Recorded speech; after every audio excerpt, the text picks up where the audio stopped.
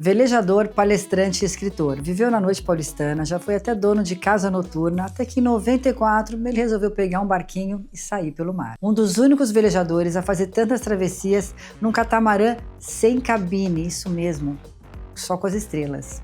E o resultado de tudo isso foi a publicação de 7 livros e 2 documentários. E agora, em 2024, ele lança o primeiro livro juvenil para jovens de 13 a 16 anos, que é um projeto de educação ambiental. Esse tem muita história para contar, então puxa uma cadeira que o papo vai ser bom.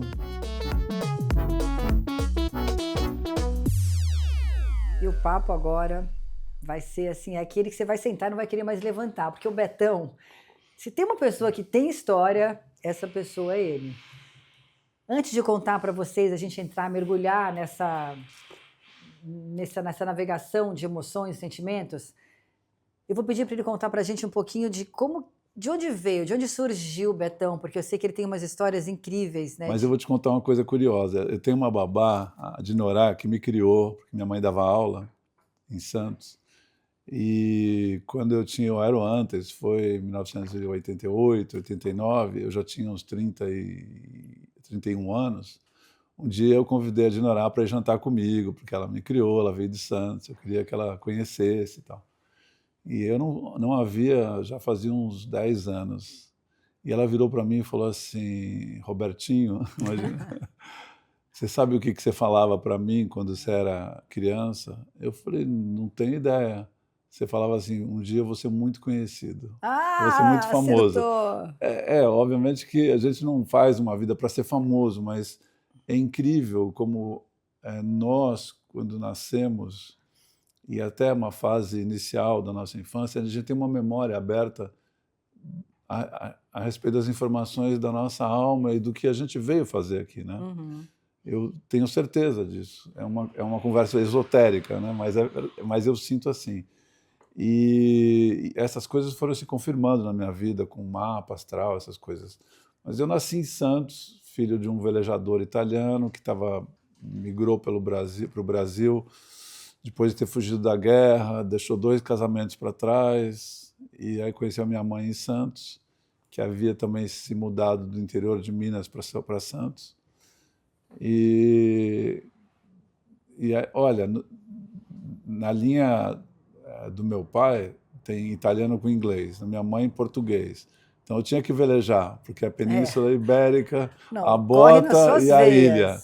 Quer dizer, tem um DNA aí, né? Mas não foi com meu pai que eu aprendi a velejar. Curiosamente, eu morava em Santos, não velejei em Santos. Meu pai tinha uma lancha, mas ele me mostrou uma vez, no colo dele, um livro que eu não esqueci, que tinham fotografias dele velejando na Itália na década de 30. Uhum. E aquilo para mim foi impactante, porque o pai é o teu herói, né? Uhum. E você vê uma foto num livro, teu pai num barco, né? A vela, para mim, era uma coisa muito, assim, fantasiosa, assim. E já morando em São Paulo, com uns 14 anos, meu pai ainda era vivo, e eu me lembro que eu já tinha mais noção, e eu já estava pensando em ter um barco para um dia dar a volta ao mundo, e eu não tinha revista náutica naquela época no Brasil. Então eu pegava um ônibus, o famoso aeroporto, ia até o aeroporto, que eram 2 horas, Não acredito. para comprar uma revista importada, que era uma grana, e voltava com aquela revista que durava meses na minha mão, porque eu folhava aquele negócio de cabo a rabo, olhando aquelas fotos daqueles barcos de madeira antigo, assim, sonhando que um dia eu talvez tivesse a oportunidade de ter um veleiro para viajar. Nunca imaginei que ia ser nesse tipo de barco que é tão, vamos dizer, desprovido assim, de conforto e segurança. Qual que é o barco? É um catamarã, mas é um catamarã sem cabine. sem Né? cabine. Porque, para entender, catamarã é qualquer barco de 2 cascos. Uhum. Ele podia ser um barco cabinado de 2 cascos ou um barco de, vamos dizer, ele é conhecido, em inglês o termo é beach cat, é um catamarã de praia, que é um catamarã para velejar na represa, em Ilhabela, E você fez uma Ubatuba. volta ao mundo. Muitas, Algumas algumas voltas em várias etapas, né? prestação. A prestação. Mas isso tudo começou depois que meu pai faleceu. Eu comecei a competir na classe Hobbycat 16, que é um catamarã de 5,60 metros. E durante 10 anos foi o que eu fiz paralelo ao meu trabalho. Porque eu ia chegar nisso, porque a gente está na navegação, mas antes disso, antes de você se tornar o navegador, porque pelo que eu entendi, a sementinha do navegador foi plantado aí pelo seu pai, Sim, né? Mas aí teve uma parte da sua vida que eu acho muito interessante, porque eu entendo que uma das suas grandes habilidades é fazer amigos, sim. né? Bom, primeiro que essa conversa, existe uma crença, né, Gi, que fala assim, amigos a gente só tem que dá para contar nos dedos da mão Uhum, direita. Sempre tem essa conversa. uhum. Eu sempre ouvi essa frase e achei ela estranha.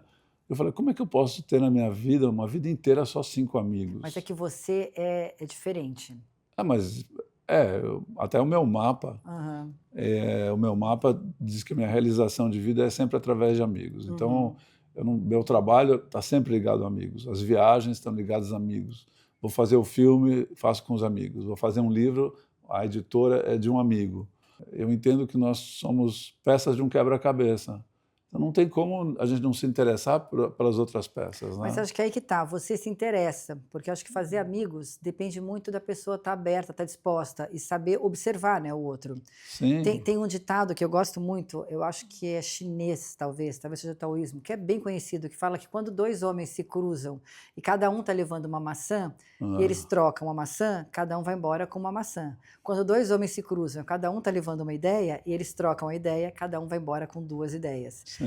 Então, para mim, a ideia de amizade, de estar apto a fazer amigos, é você estar aberto a ouvir o Uhum. lado do outro, né? E não Sim, vira assim, não, olha, isso aqui é o que eu tenho que te contar e acabou. Porque senão acaba não. aí. E eu vejo em você muito isso, né? Quando você conta as suas histórias, parece que as portas vão se abrindo para você, né? Assim, você estava na faculdade, aí você foi lá e achou uma portinha, e achou um É, lugar, e conheceu o cara, e começou a sim. trabalhar, e foi bartender, enfim. E assim, essa tua história na noite, para mim, é muito fascinante. Como que as coisas vão acontecendo. Então, o que eu vejo em você é que você está sempre assim, emanando, Aberto. aberto, aberto. Em 84, depois de quase 5 anos de barman, decidi abrir um bar por conta própria, junto com o Alex e o Zé Renato. Aí montamos o Singapore Sling na Tietê. E aguenta a loucura da noite, as pessoas, E né? você que não bebe, né? Porque isso é muito interessante. Você trabalhava na noite, É, você é um nada. cara que não bebe, gosta de dormir, de acordar Não cedo. fumo, não bebo, nada. Nunca cheirei, nunca nada. É, E é comum as pessoas que vivem na noite, sim, entram na noite, sim. né? E era um pato fora do lago ali. Mas em teoria estava tudo bem. Você não tem medo de mudança, né? Você está lá tudo, não está 100%, mas está bem, está ganhando o seu dinheiro, tem seu trabalho, e aí de repente você falou, não, vou pegar um barquinho sem cabine. Não, teve uma crise aí no Ah, meio. teve a crise, então, qual foi a A crise? crise é assim, essa história ela vem de antes, porque quando meu Ah, pai faleceu, eu tinha 18 anos, meu pai era estrangeiro, os negócios do meu pai eram um pouco fora do Brasil, um pouco aqui, a gente não sabia a situação econômica dele, e ele estava num momento delicado da vida dele, então, quando ele morreu, a gente foi descobrir que a situação era muito ruim. hum, Então, nós perdemos a casa, foi penhorado tudo, eu e minha mãe. Então, a gente nossa. foi praticamente adotado pela família e começou a vida do zero. Uhum. Então, 10 anos depois, eu estava lá com o meu negócio, trabalhando, começando a ganhar, guardar meu dinheirinho, sabe? Estava encaminhado. Então, a família estava relaxada. Bom, graças a Deus o Beto Deu deu a certo volta lá? por Tá cima, certo. ele começou de um jeito que ninguém acreditava. E eu, de repente, falo assim, mas como que eu vou largar agora tudo isso, que eu sei que é, vamos dizer, entre aspas, mais seguro, e vou abrir mão disso para fazer uma viagem de barco, eu vou viver como de vento, né? Porém, eu tenho uma coisa, desde que eu nasci, e eu comecei não é desde que eu nasci, é desde que eu comecei a entender as coisas um pouco melhor, eu sempre tive um sentimento que o pior jeito de morrer é arrependido. Uhum. Sempre tive essa ideia que no fim da vida a gente faz um balanço e a nossa vida a gente olha ela de trás para frente assim e a gente como se fosse um filme condensado das tuas escolhas. E eu tenho esse sentimento assim muito forte assim, uma percepção que eu tenho. Não é algo que eu li, que eu ouvi, sabe? De que se a gente não acreditar em nada do que a gente sentiu, a nossa intuição falou, vai ser uma dor muito grande na passagem da gente, de morrer arrependido. E eu falei, como é que eu vou morrer arrependido? E eu havia encontrado o Marcos na rua Susbaca, a gente, de uma conversa bem despretensiosa, surgiu a ideia de fazer Miami-Ilhabela no Hobbycat, que é esse catamarã de 7 metros. Não, é 6,5 metros, mas enfim, sem cabine. É uma jangada, é um barco de 200 quilos. E aí, nossa, eu voltei para casa assim, encantado com aquela ideia, abri o Atlas com o Marcos, a gente olhou aquilo tudo e chegamos à conclusão que era uma viagem de 1 ano. E aí eu tomei essa decisão, voltei lá para o meu escritório, chamei os meus sócios e falei, olha, daqui a 6 meses eu vou sair e vou começar a captar dinheiro e daqui a 1 ano a gente vai estar em Miami. E foi uma viagem assim, completamente necessária, revolucionária internamente. Né? E durou 1 ano mesmo a viagem. 289 dias, contando mais os 45 dias de Miami para comprar tudo, preparar o barco, foi quase 1 ano mesmo. E o legal, Gi, é que a gente viveu com nada nesse ano. Essa era uma das perguntas que eu ia te fazer, né? O que você realmente precisa para viver? O que uma pessoa precisa de fato para viver? Não sentir medo do que ela sente. Não sentir medo do que a intuição dela aponta. Acho que isso é o que a gente mais precisa na vida. Porque se a tua intuição indica o caminho e você cria um medo na tua mente e cria uma dúvida que eventualmente vai cada vez te deixar mais estagnado, não que a dúvida por si só seja negativa, mas essa dúvida que não te tira o movimento. Né? Sim. E aí o que aconteceu é que o barco é muito pequeno, então eu tinha uma linha assim à prova d'água que tinha 3 camisetas, 3 bermudas, uma sandália havaiana, um topsider, uma jaqueta náutica e uma camisa polo bonitinha para chegar num yacht club e ter uma roupa social, só. Por 1 ano? Por 1 ano. Eu não usei sapato 1 ano, tinha uma botinha náutica, um sapatinho de velejar e uma sandália havaiana, era isso. E você sentiu falta de alguma coisa nesse 1 ano? Não senti falta de nada. Foi o ano mais feliz. Eu tinha um Walkman, na época, com fita cassete, amarelinha, e eu tinha 10 fitas cassete, porque também não dava para levar tanto. E a única coisa que eu comprei foi em Belém, havia saído um disco novo da Marisa Monte, uma fita nova, né? Ai, comprei um disco, uma fita cassete nova da Marisa Monte, foi isso que eu comprei em 10 meses.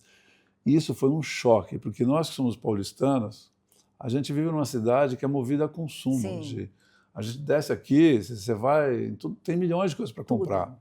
Né? E a gente, o paulistano, ele é movido a restaurante, a viagem, né? É um estado próspero, né?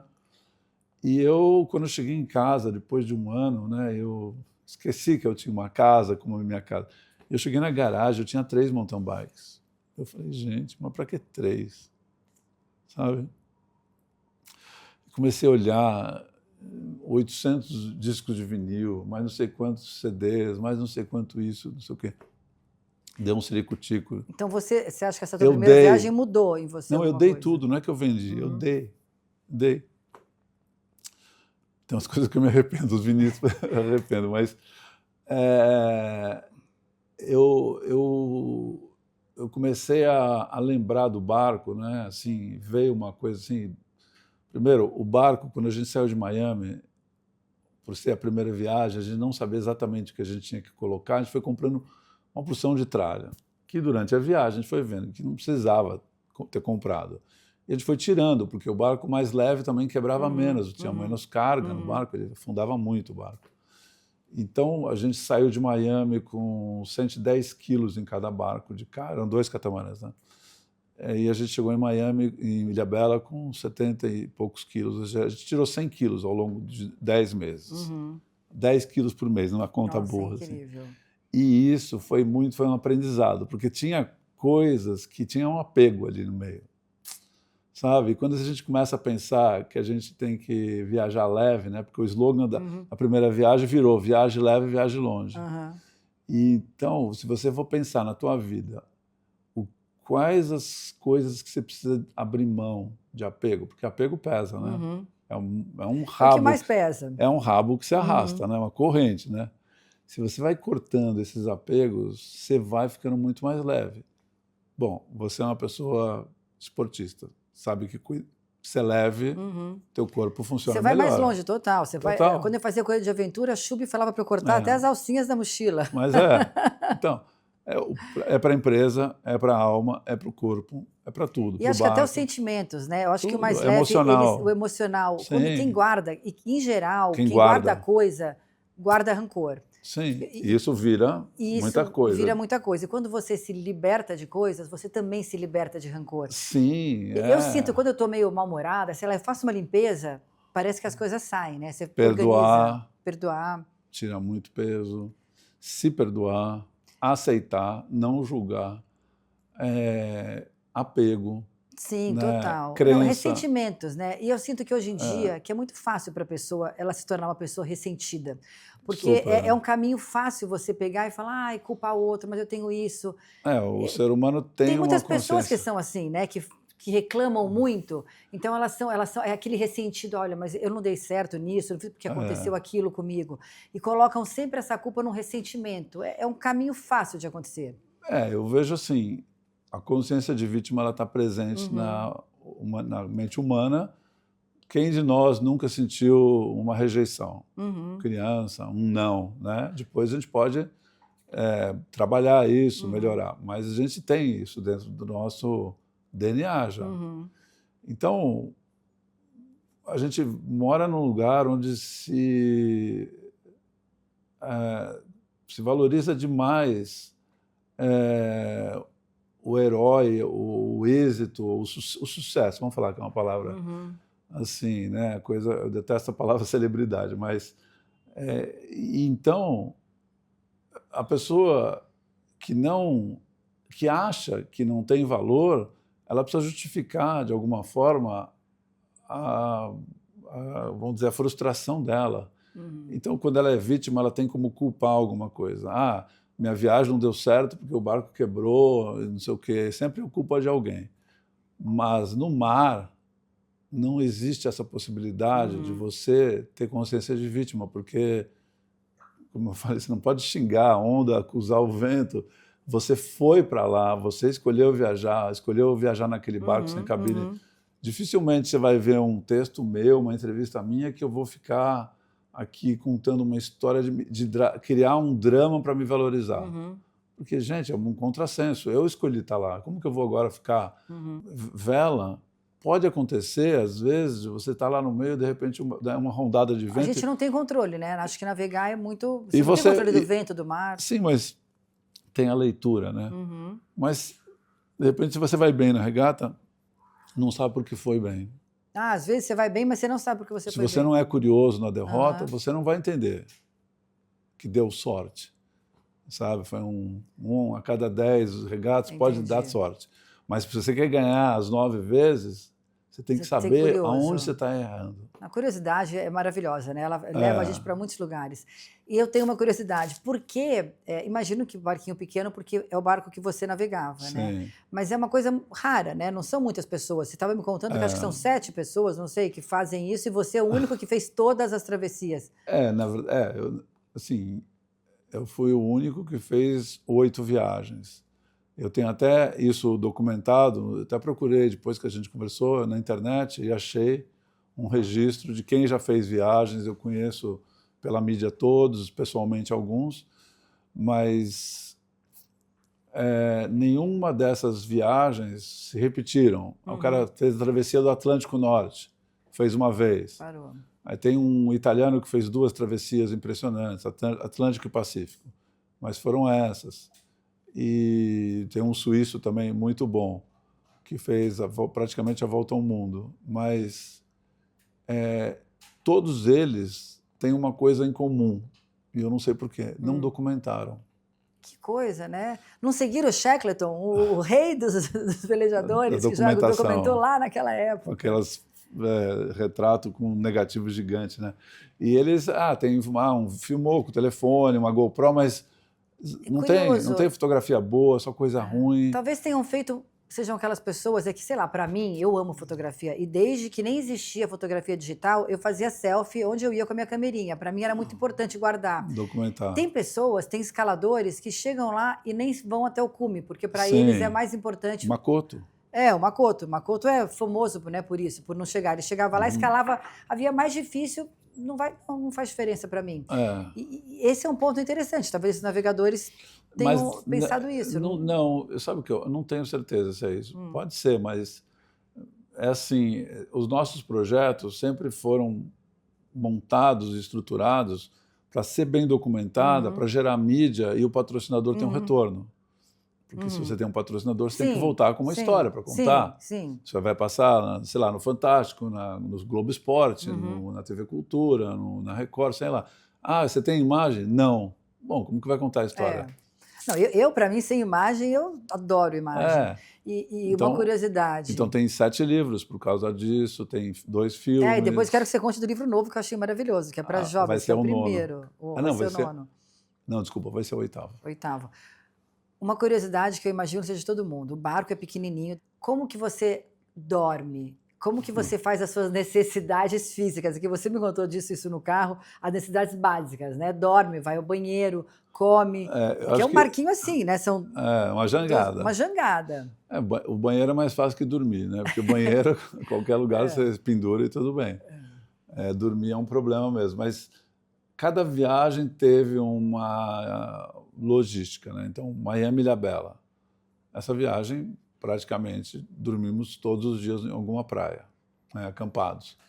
Então, não tinha problema. Montava a barraca em cima do barco e dormia acampado, como um acampamento normal. Saco de dormir e tal. Cozinha era fogareiro, comida liofilizada, exatamente igual ao alpinismo. Mas, na primeira viagem, a gente já fez algumas travessias noturnas, porque muitas vezes as distâncias entre 2 ilhas eram só possível alcançar em 48 horas, 30 horas, então a gente tinha que velejar à noite. Aí não tem como dormir. Na verdade, você fica amarrado, você fecha o olho assim, dá umas apagadas, teu amigo está no leme, depois troca, e quando você chega no lugar que você tinha que chegar, você descansa 2 dias, você está muito cansado. Essa foi assim, Miami-Ilhabela, e depois a segunda que foi Chile, Cabo Horn, Rio de Janeiro. Essa do Cabo Horn foi a que você viu a menininha? Porque essa história... Não, da Antártica. Da Antártica. Porque eu imagino quando você está muito tempo cansado, né? Você falou que você ficou às vezes 2 dias, 3 dias. A da Antártica foi 84 horas. 84 horas. Dormir, Então, o que acontece com o seu corpo com 84 horas sem dormir, focado, né? Porque você está ali com a sua vida e... Pois é. Você está cuidando da sua vida. Não vou dizer que a tua vida está em risco. Você está cuidando da tua vida. Aqui a gente nem cuida da vida, né? Não, então aqui, eu acho que aqui a gente... No nosso mundo real, a gente anda muito distraído. E o que eu acho interessante quando você me conta as suas histórias, que é como se você tivesse aware, você tivesse consciente durante todo o tempo. Tudo que você faz tem um propósito. Se você vai pegar lá comida, você não é qualquer comida, não é qualquer hora, você pode cair do barco, né? Imagina. Então você tem que estar amarrado, né? E acho que isso é muito interessante. O fato de você fazer isso hoje, você sente que você é uma pessoa atenta, consciente? Eu naturalmente sou uma pessoa atenta, mas até é uma conversa, assim, não é filosófica, mas é interessante a gente falar, porque muita gente tem a percepção de que a gente, quando viaja num barco aberto, a gente está correndo risco o tempo todo. E eu creio que aqui no Itaim, sim, se você estiver distraído, com certeza, você pode ir com o telefone igual um bobo na rua sem telefone e vão passar a mão no teu telefone. Então, o risco e o perigo ele está muito ligado à tua atenção. Obviamente, ir para a Antártica num barco sem cabine tem um risco altíssimo, mas a gente montou o projeto para não ter um risco altíssimo de vida, né? Então, nós tínhamos 15 milhas atrás, um veleiro polar, né? No caso dessa viagem, se tivesse um problema, a gente teria ali um resgate. Mas a segurança de uma viagem, ela está muito ligada a procedimentos, ou seja, sempre faz aquelas coisas, sabe? No horário certo, com o mesmo procedimento, uma certa rotina que você nunca pode achar que você já sabe, que você já, por velejar bem, você vai pular uma etapa, nunca. Então, planejamento e procedimento, rotinas. rotinas E disciplina. essencial. É tipo o avião. Quando a gente vai embarcar no avião, vê que o piloto está com aquela checklist Sim, dele. checklist. Meu, quantas vezes o cara já pousou em Congonhas? 500, mas ele tem que fazer aquele checklist. Né? Porque a nossa mente pode trair a gente. Né? Uma coisa que você esquece, pronto. Então, esse é um ponto. O outro é que você, quando está velejando, você não está no passado nem no futuro. Você está ali. Você está fazendo aquilo, mais nada. Sabe? Isso é maravilhoso, porque é um jeito de você limpar a tua mente.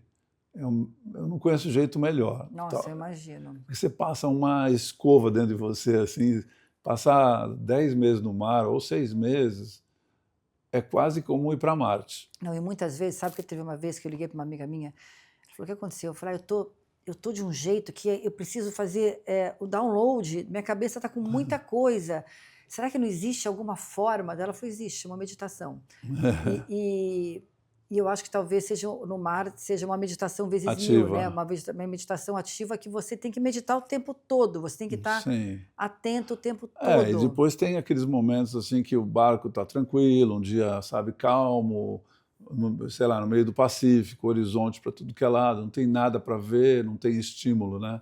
Porque aqui na cidade, você desceu aqui embaixo, está cheio de estímulo, não, né? Estímulo visual, sonoro, tudo, emocional, tem todos os telefone, estímulos. notícia, o que você vai fazer, com quem você vai ligar de noite, você vai jantar com alguém, você vai dormir, você vai preparar o teu estúdio, vai ter o trabalho, você está pensando o tempo inteiro. O tempo todo. Para, naquele lugar, depois que você fez as rotinas, agora eu vou ficar no leme aqui e vou conduzir o barco para o nada. Isso deve ser incrível. Sabe?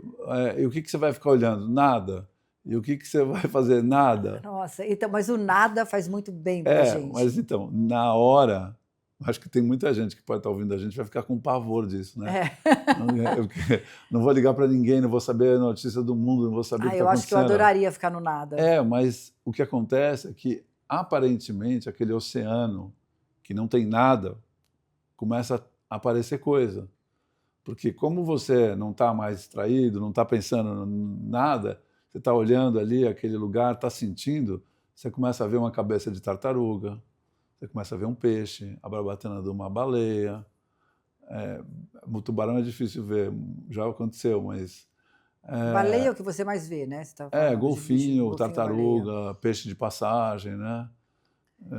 Então, você começa a ver outras coisas também, sabe? A luz começa a ficar diferente, você vê correnteza, muito comum no meio do mar, aparecer uma corrente diferente, tem um rodamuinhozinho, assim, coisas assim, que quando começa a cair o sol, aparece a primeira estrela. Você começa a observar mais tudo que está ao seu redor. Você começa a ver, assim, e você entra no ciclo, né? Da vida, na verdade, né?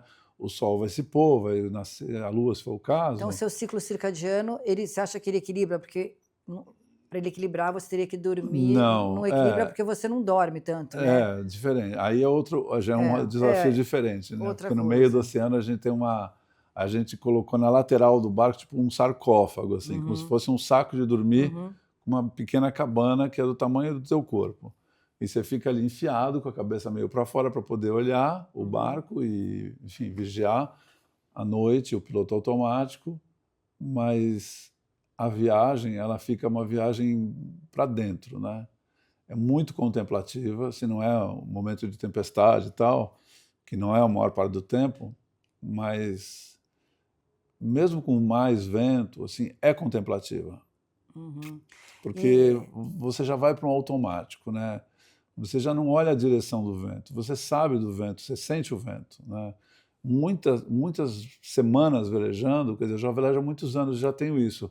Eu sei de onde o vento está vindo exatamente, eu sei o ângulo que eu tenho que colocar o barco. Inclusive, você me ensinou como fazer para ver se está vindo uma frente fria, que foi maravilhoso. Como que é que a gente tem que ver no céu? Se tem a nuvem... o rabo de galo. O rabo de galo. Quando tem aquela nuvem que é um rabo de galo... E o barômetro, né? Aí você olha e fala, está vindo o sudeste, acho que vai vir uma frente fria. Não, e tem a luz também, o sol... Sudoeste, né? Sudoeste, no meio do oceano, quando o sol nasce embaçado no horizonte, assim, bem na linha do horizonte, primeiro momento que ele sobe, assim, primeiros 10 minutos do sol, ele estiver um pouco pálido, meio turvo, assim. vai vir vento. Ih. Vai ser... Pô, mas é bom ou ruim vir vento? É Não, bom? vento, muito vento. Muito? Não, não é bom. Não é bom. É aquele vento que É, 40 extrapolou. nós, é uma coisa assim, para nós nunca é bom, porque o vento traz mar, né?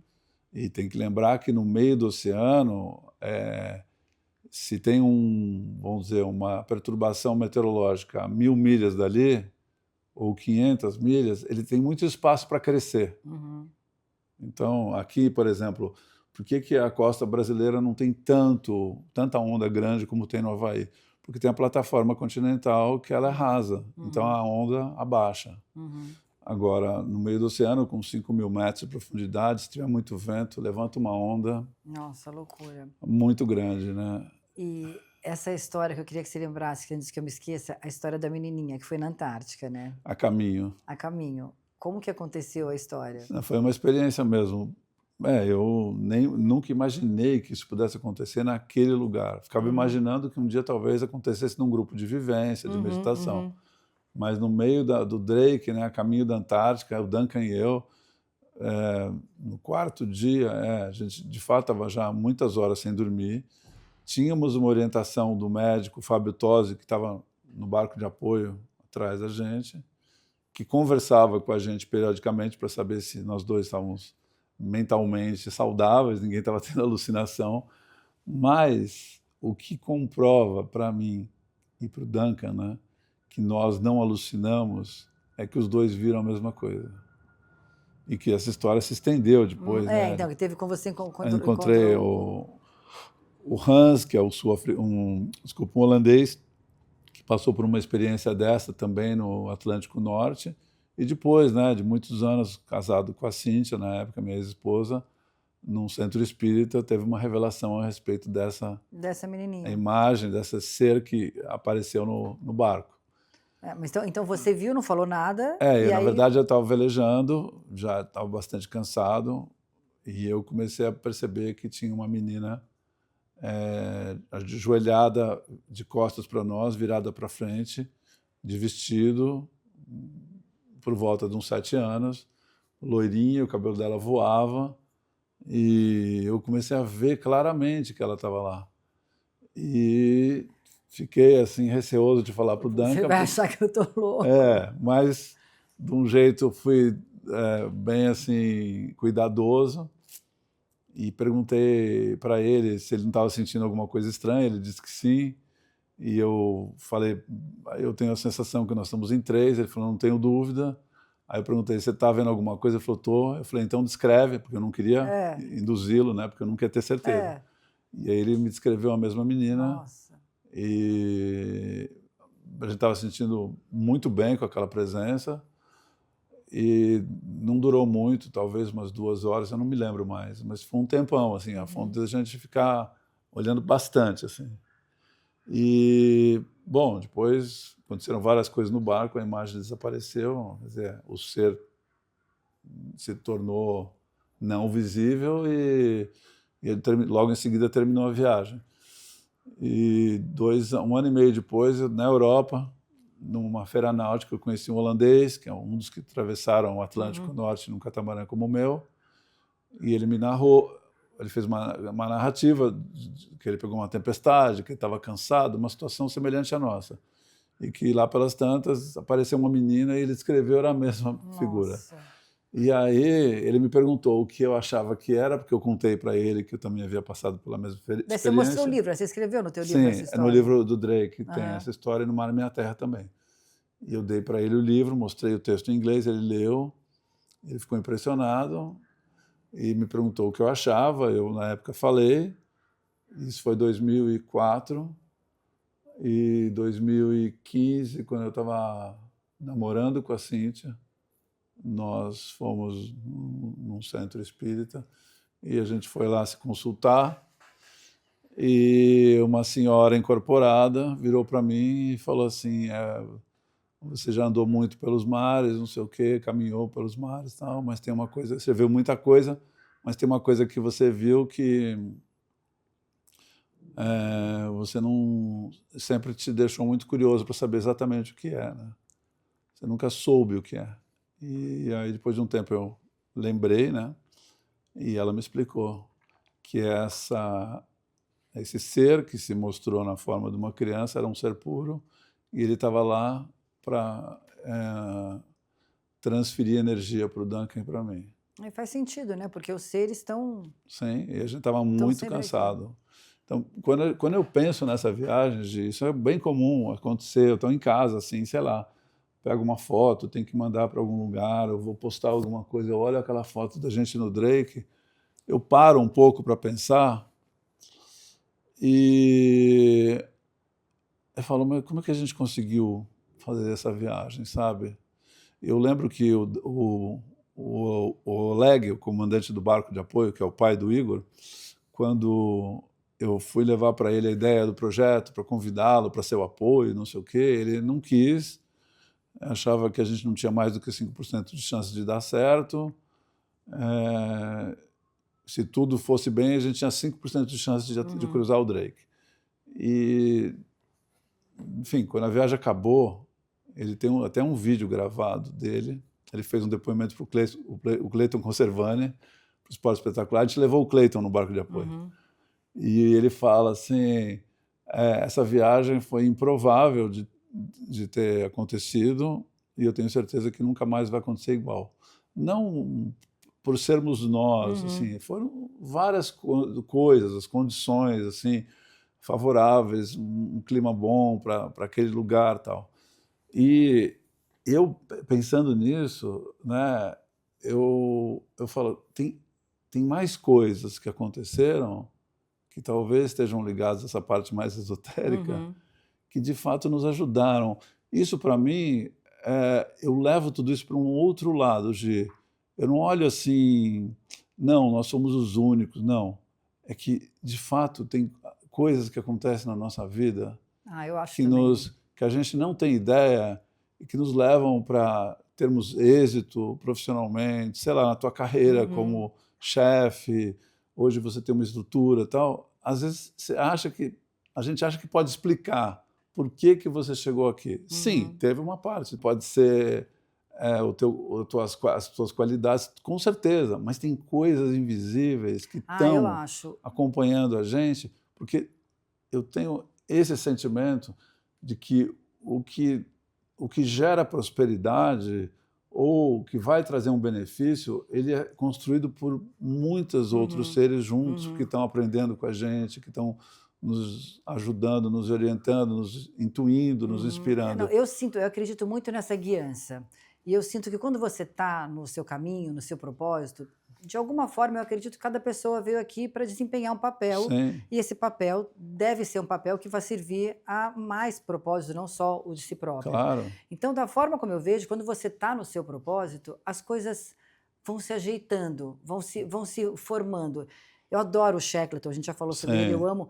E recentemente eu li de novo o livro dele, e quando eu li, eu enxerguei aquele livro muito como um exemplo de liderança e tal. Sim. Mas dessa vez que eu li de novo, talvez porque eu tinha acabado de voltar de um retiro, eu via tanta guiança ali, eu pensava, gente, não dá para ser só o ser humano.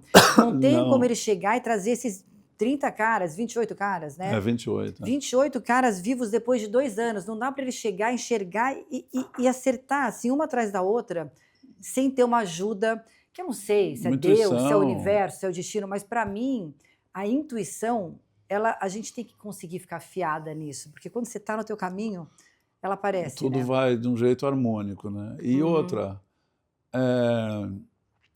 eu não deixo de pensar que tanto essa história do Drake virou uma palestra, né, que chama Sucesso é uma Experiência Coletiva, e essa frase, sucesso é uma experiência coletiva, ela me leva à ideia de que é uma experiência, porque a partir dali você vai para um outro lugar, né, para um outro patamar. Seria como falar assim, puxa, na tua vida você foi, como que você ia planejar chegar né, ia acontecer, você ganhar um prêmio na televisão, ganhar visibilidade, não sei o quê, mas daqui, como que dá para saber para onde você vai voar?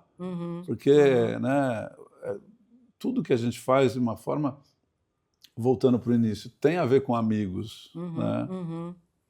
E os nossos amigos invisíveis também estão aí. Ah, com certeza. É que eu tenho cada vez mais, acho que quando a gente é criança, talvez a gente seja mais sensível, Sim. né? E ao longo do tempo, eu tenho medo, eu sempre tive muito medo de fantasma, talvez por eu ter mais sensibilidade. E recentemente... Por saber que eles existem. Por saber que eles existem. Recentemente, então eu apaguei, eu lembro que eu fazia terapia e eu fiz de tudo para colocar na minha cabeça que eles não existiam. E agora eu estou nesse processo inverso, falar, não, tá bom, estou pronta, podem vir. E acho que quando você se abre e você está nesse momento, você percebe a guiança e as coisas acontecendo de uma maneira muito mais efetiva, muito mais verdadeira, né? Então a gente tem essa ideia do controle. Quando você se deixa guiar, você entende que, a gente não tem controle de nada. Zero. E 2, se deixar levar, não é se deixar levar, seja o que Deus quiser, Não. é fazer a sua parte, Sim. fazer a sua programação, o seu planejamento, mas aceitar os sinais, né? E, aliás, falando em planejamento, que isso eu quero te perguntar faz tempo, estou aqui viajando. Quanto tempo você demora para fazer um planejamento? Eu te pergunto isso porque eu vejo que na nossa sociedade atual, principalmente os mais jovens, tem muita pressa de tudo, né? Então, o Bolt, né, aquele corredor que eu adoro, uma vez falou, né? Ele falou, eu passo 4 anos treinando e planejando para correr 9 segundos. É uma loucura. E tem gente que começa a fazer, a se empenhar num trabalho e depois de 2 meses desiste porque não deu certo. Em 9 segundos quer resolver 4 anos. Quer resolver 4 anos. Então, quanto tempo? Como que é, né? Não, a primeira viagem foi uma viagem que foi até mais rápida, assim, porque a gente vendeu e fez o planejamento em 12 meses. Mas, vamos dizer, se eu pudesse voltar no tempo, esse planejamento teria sido mais bem feito, porque a gente não tinha experiência, né? Então, de fato, faltou planejamento e a gente aprendeu na unha ali, né? Mas, em média, são 2 anos, 1 ano e meio a 2 de planejamento, que, dependendo da complexidade da viagem, pode ser um pouco mais longo, porque envolve construir um barco. Ah, tá. Ou adaptar um barco, né? E aí, sabe lá onde está esse barco, você precisa encontrar, você vai construir, você vai adaptar, você vai reformar, isso tem um tempo. E hoje é muito mais fácil, porque você tem internet, mas até 2000, Nossa, então a imagina. primeira e a segunda viagem, que foi a do Chile e a Miami-Ilhabela, era livro, carta náutica, sabe? Guia náutico, leitura. E leitura de viagens de 100 anos atrás, muitas vezes, Nossa, né? Que muito tinha uns difícil. relatos, né? E que você vai para uma região que continua igual, inóspita e tal, então você tem um relato de um navegador que passou ali. Mesmo na Miami-Ilhabela, aquela parte fluvial que a gente fez, que a gente entrou pelo Orinoco e tal, a viagem foi totalmente baseada num livro de 1800 do Humboldt. Incrível. Quer dizer, incrível. 200 anos atrás, passou lá um naturalista alemão chamado Alexander von Humboldt, que escreveu um livro e a gente, em 93, leu, pegou um mapa de Atlas e se enfiou na floresta. Nossa, incrível. Hoje você entra no Google Earth E tem tudo. e faz a viagem. Então, são 2 anos de planejamento e como é que você escolhe a pessoa que vai com você? Porque acho que você deve ser um cara muito bom em entender e se relacionar. Porque se relacionar já é uma coisa difícil. Escolher com quem se relacionar num momento que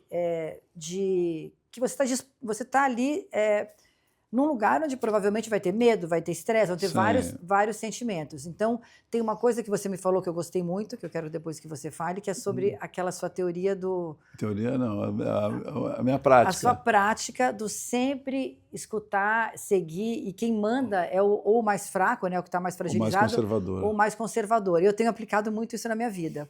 Então, a minha pergunta, que eu queria que você me explicasse, é assim, como você escolhe, como você lida com esse relacionamento? Foi um aprendizado, porque a primeira viagem, né, que foi em 94, né, tinha 36 anos. Eu nunca havia feito uma viagem de passar tantos meses com meu companheiro, eram 4 pessoas, né, que foram revezando, né. E tivemos alguns conflitos, somos muito amigos hoje, nós falamos abertamente sobre isso. Quem foi o primeiro que você velejou? O Marcos, o Marcos, você fala. O Susbacher, o Duncan, o Gui, que foram várias pessoas, mas os que mais velejaram, dos 19 que passaram pelos 2 barcos, foi o Marcos, o Duncan, o Gui e o Nando. E os outros foram 1 mês, 20 dias, 3 semanas, depende. Mas, de qualquer forma, foi uma viagem que trouxe muito aprendizado, porque, inicialmente, quando o Marcos e eu criamos a viagem, o roteiro, eram 2 amigos que tiveram essa ideia. Então, não é que a gente tinha que montar uma tripulação profissional. Começou de uma conversa. E nós convidamos amigos para participarem. E isso foi um erro, porque estou falando que minha vida é toda ligada a amigos, mas não necessariamente o teu amigo tem as habilidades que você precisa. Não basta você gostar de uma pessoa para você ter uma relação profissional com ela. Sim, isso é importante, né? Porque muitas vezes você fala, eu vou trabalhar, eu quero contratar, sei lá, um chefe de cozinha para o meu restaurante. Ah, tem meu amigo ali que cozinha. Não dá. Não dá. Então você acha que para o relacionamento dar certo, você tem que ver as habilidades e as também, né? Por exemplo, tem uma as regra. Afinidades. Importantíssimo, mas eu tenho a primeira regra é o seguinte: não sobe no barco gente mal-humorada. Ótima. Mau humor não tem como. Temperamental, gente que oscila, que eu não sei como vai acordar amanhã, não existe essa possibilidade. A pessoa pode ter um temperamento forte, mas não mal-humorado, e nem que oscila. O temperamento forte, eu digo, uma pessoa é mais séria, ela fala de um jeito mais duro, mas isso não tem problema nenhum. Mas ser amarga, não dá. Não, é que a convivência, isso é muito Shackleton também, ele falava, quando ele foi escolher. A convivência... num grupo de 4, é aquela coisa da laranja podre, isso contamina. E esse é uma régua, vamos dizer assim, um critério. Hoje, a partir da 3ª viagem mudou tudo, né? A 2ª viagem foi muito melhor, tivemos alguns conflitos, mas o aprendizado veio assim, o resultado do aprendizado da primeira e a terceira, da primeira e a segunda, veio na 3ª, na 4ª, na 5ª, na 6ª, na 8ª, que foi agora com o Igor, sempre. Eu faço uma pergunta aqui para você. Gi, se você fosse atravessar o Atlântico, quem você convidaria para atravessar com você? Não pensa em mim, pensa nesse exercício. Não, eu acho que eu já sei quem eu convidaria. Mas pera, não é para falar. Tá. O exercício é esse. Agora eu vou fazer a pergunta ao contrário, que é essa que me baliza. O que você precisa ter de qualidades para ser escolhida para ser uma tripulante do Atlântico? Então, para mim, o que eu pensaria? Primeiro, confiança. Você tem que confiar na pessoa. 100%. Sim. Claro que habilidade no que ela está fazendo, mas eu diria que confiança e ser aquela pessoa que age.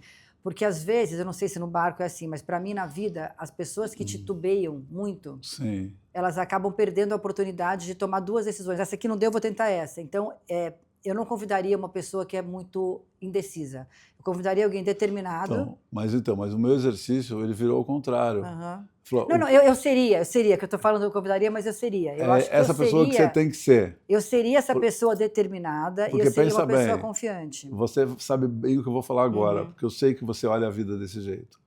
Concorda que o que a gente é, o que a gente atrai? Sim, total. Então, se a gente é, sei lá, desconfiado, vai trazer uma experiência de desconfiança. Eu me convidaria para ir comigo no barco. Acho que essa é uma boa pergunta para quem está ouvindo, né? Quem você convidaria e quem você seria? Será que você seria convidado? Exatamente. Então, você fala seria assim, a pessoa a ser convidada para ir no barco de alguém? Eu falo, para eu convidar o Igor para velejar comigo, que é um cara que tem atualmente 40 anos, atravessou o Drake 80 vezes, nasceu num veleiro, mora num veleiro, a pessoa que mais vezes foi para a Antártica no mundo, que tem um conhecimento vasto de várias, né, de eletrônica, de elétrica, de mecânica. Bom, ele é um cara completo. Para eu velejar com ele, eu tenho que me superar muito. Então, eu convido o Igor para fazer uma viagem comigo, mas eu me preparo para estar à altura dele. Aí eu lembro que você me contou e eu achei incrível isso. Isso porque, bom, eu tenho 67 anos, 66, já estou botando mais. Em setembro eu faço 67, mas fisicamente, estou bem, tenho saúde, velejo, não sei o quê.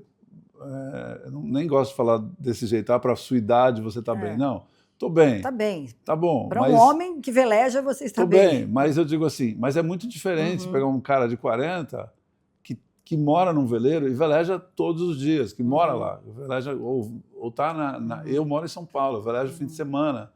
Então, quando eu penso em fazer um projeto, puta, eu preciso ir para academia, preciso pegar um personal, eu preciso correr atrás. Quando eu chego na viagem, eu estou pronto para encarar o meu companheiro. O seu parceiro. Porque o que acontece? A viagem se trata de você servir o teu amigo, de você cuidar dele e ele de mim. No nosso barco é assim que funciona, um cuida do outro. Como é que eu vou cuidar de uma pessoa se eu nem consigo cuidar de mim? Eu diria que essa sua analogia ela é perfeita para qualquer relacionamento, seja relacionamento homem-mulher, seja relacionamento de amigos, porque muitas vezes as pessoas elas almejam, elas querem uma pessoa, eu quero que a pessoa tenha isso, tenha aquilo, Sim. e ela não está cuidando para ela ter. Né? E a forma de você ter é o que você falou, você espelha aquilo. Então, você quer uma pessoa assim? Seja essa pessoa assim. Primeiro. Encontrou essa pessoa assim? Continue se trabalhando para você continuar sendo essa pessoa cada vez melhor. Porque a gente atrai o espelho. A gente atrai o espelho, né? Por isso que a pessoa fala, eu tenho um dedo podre. Que dedo que por que será que você só escolhe? Claro tão misterioso, né? Claro que tem traumas, tem questões, mas assim, o trauma nada mais é do que isso, do que você repetir um padrão que para você é um padrão aceitável. Exatamente. Então, acho que esse exercício, para as pessoas que estão assistindo, quando forem escolher alguém para ficar junto, será que você levaria essa pessoa no barquinho, no meio do oceano? Será que você seria aquela pessoa a ser levada no barquinho? Né? Sim, porque, pensa, você vai passar meses com uma pessoa num relacionamento íntimo, né? Vai acordar, vai dormir mal, vamos dizer assim, não é um sono igual da tua cama, a comida não é igual à comida da tua casa, você está aberto aos elementos, se chover você toma chuva, se nevar, se fizer sol vai ter calor, vai queimar. Tudo bem, tem coisas lindas, mas tem um pedágio, né? Tem um preço. Por que que ninguém veleja num barco aberto desse? Acho que muita gente não está disposta a esse desconforto. Mas muita gente quer saber, mas por que que vocês escolhem um barco tão primitivo, né? Essa é uma pergunta que eu ouço sempre. E isso surgiu na primeira viagem, porque quando a gente fez Miami-Ilhabela, inicialmente, assim, o nosso pensamento foi, nossa, as Bahamas, tem muitos lugares que tem coral, é muito raso. Os veleiros não vão, porque tem medo de bater a quilha, não sei o quê. Mas com o barco da gente, sei lá, 1 metro de água já então passa. Ele entra em qualquer lugar. E sobe na praia, e puxa ele para cima da praia. Entra num estuário de rio, numa barra de rio. Qualquer lugar se arrasta o barco. Então, a gente consegue fazer uma viagem mais exploratória. Seria a mesma coisa, quer ver? Você gosta de velejar no Nordeste, né? No Norte, lá, você veleja Ceará, norte do Brasil, tá bom. Imagina se eu estou com um veleiro oceânico, eu não consigo chegar na praia. Não tem como. Eu vou chegar em todo lugar com o meu kitezinho. Exatamente. O meu barco, eu subo na areia e vou lá e interajo com a comida, como a gente fez, né? Quando a gente fez Miami-Ilhabela, a gente desceu parando no litoral brasileiro 94 inteiro. Não tinha nada. A gente parava nos lugares, juntava os pescadores, já ia para casa de alguém, comia uma muqueca, o sururu, catado de siri, e era uma curiosidade mútua, né? Eles pelo nosso barco, a gente pelo modo de vida deles, era jangadeiro ou outros tipos de barco, ali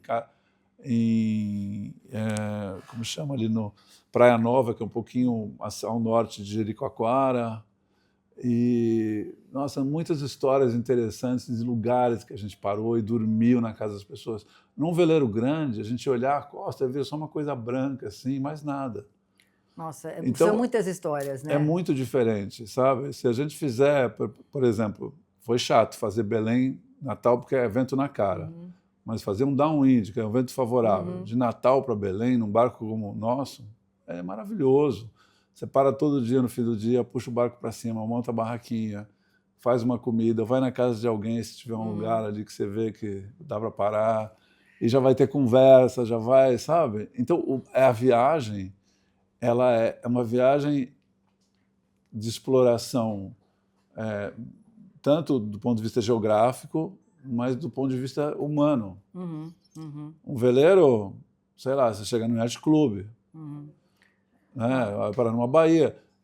ninguém vai ter curiosidade para chegar no teu barco. O nosso barco, a gente fala que é um embaixador. O barco por si só já cria curiosidade. Está acabando aqui o tempo, aliás, já acabou o tempo, mas eu acho que foi um ótimo eureka essa analogia que eu estou pensando aqui do seu barco, porque, de certa forma, a gente falou muito de ser leve, levar pouca coisa, né? Sim. E pelo seu barco ser um barco leve, pequeno, ele consegue chegar em muitos lugares. Sim. Talvez quando a gente vai se tornando essa pessoa mais leve, Sim. a gente consegue entrar em muitas baías, em muitos Sim. lugares. É verdade. Né? Então, acho que você escolheu o barco certo. Né? E você se tornou o barco certo, porque acho que a gente acaba se tornando o barco. Sei lá, eu começo a pensar nas pessoas aqui, acho que tem gente que é navio, tem gente que quer carregar muita coisa, quer comprar muita coisa, então é navio. Tem gente que é iate, que é aquela pessoa que quer comprar, ostentar e tal, mas não vai. Quer puxar os Rebocador, quer puxar os outros. Eu gostaria, na minha vida, de me tornar um kite. De me tornar um kite, de precisar só do meu kitezinho para chegar aos lugares. Acho que é isso. E depois as outras viraram isso, porque, bom, se a gente fez Miami-Ilhabela, onde mais podemos ir? Né? E aí veio a segunda viagem, a terceira, e daí surgiu um slogan, que para mim ele resume a nossa conversa, ele resume a vida.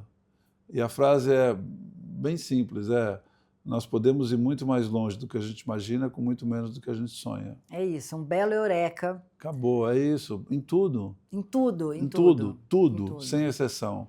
E nós viemos para cá para irmos muito mais longe do que a gente pensa, porque pensar é limitante. Né? Pensar, você fala, só de você estabelecer uma frase, você já fechou.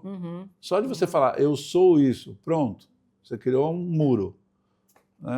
Nesse sentido que eu não tenho crítica nenhuma a religião alguma, a dogma, a crença, mas eu penso, quando a pessoa fala, eu sou de esquerda, eu sou judeu, eu sou cristão, eu sou budista, eu sou, sei lá, ela está criando... Se fechando dentro de uma... dentro de uma bolha, né? Um muro. Ela está criando um muro, está criando uma divisão.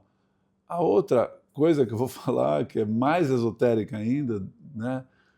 Eu acho que está muito em voga falar que nós estamos na Matrix, né? Que é esse sistema ilusório. Para mim, a maior Matrix é nós acreditarmos que somos humanos. O que somos nós? Estamos humanos. Numa condição, mas não somos isso. Então, essa crença limitada de eu sou um ser humano, ela vem muito conectada à ideia de defeito, né? Porque errar é humano, você só vê coisas assim, o ser humano não vale a pena, o ser humano é podre, o ser humano não vale, fez isso, fez aquilo. Não é isso. Nós estamos falando sobre as distorções das qualidades da alma.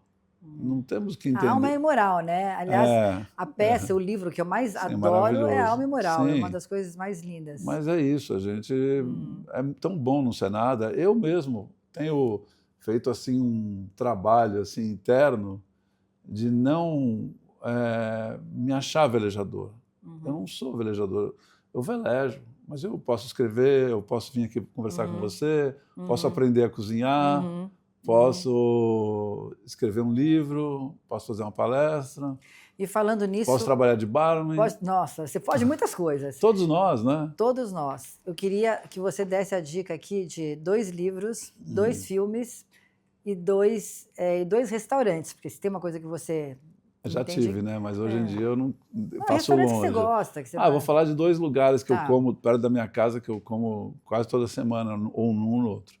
O Oleia, adoro do Honorato, e o outro a Taberna 474. Adoro também. Nossa, tem um prato de peixes lá. É delicioso, né? Do IP. Então, são amigos meus, são lugares simpáticos, são informais.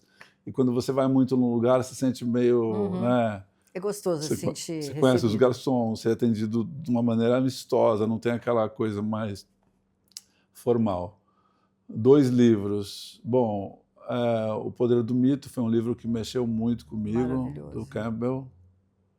Também, como você, eu sou fã do livro do Endurance, né? O livro Endurance, do Shackleton. Tem várias versões, né, desse livro, tem pelo menos 3 que eu já li. Mas eu não vou falar desse livro, eu vou falar de um livro que é bem espiritual, que é o meu livro de cabeceira, que é Mensageiros do Amanhecer. Ah, que legal, nunca li. É o melhor livro que eu li na minha... Eu já li mais de 20 vezes. Jura? E todas as vezes que eu leio o livro, ele é diferente. Você, na verdade, pode até baixar o PDF de graça na internet. Ah, eu vou procurar. É um livro sobre os seres das Pleiades. É um livro muito especial. Vou procurar. É um livro fino, assim, mas... Deve ser tipo o meu Four Agreements, que eu leio toda hora, eu fico escutando 1000 vezes. E 2 filmes. Nossa, eu amo cinema.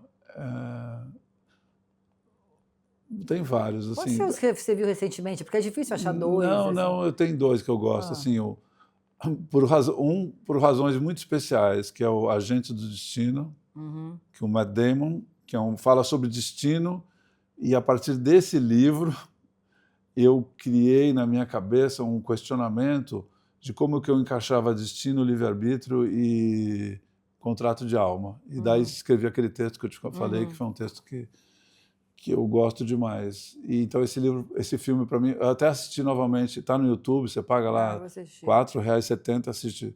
Agente do Destino. Eu acho que eu já assisti com o Matt Damon. É muito interessante, que ele pode ser um presidente dos Estados Unidos e tal, mas é aquela história, né?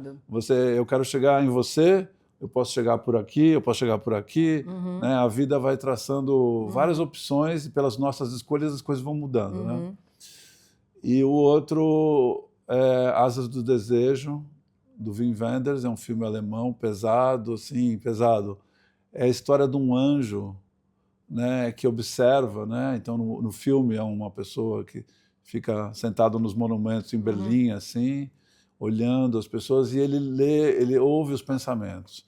Então ele senta, por exemplo, no banco do ônibus do lado de uma mulher e ele fica ouvindo os pensamentos daquela mulher. Uau. E aí depois de um tempo esse anjo ele fica curioso para ser humano, porque ele como anjo não sente emoção, ele não entende a tristeza, ele não entende como é se apaixonar, as questões humanas, né?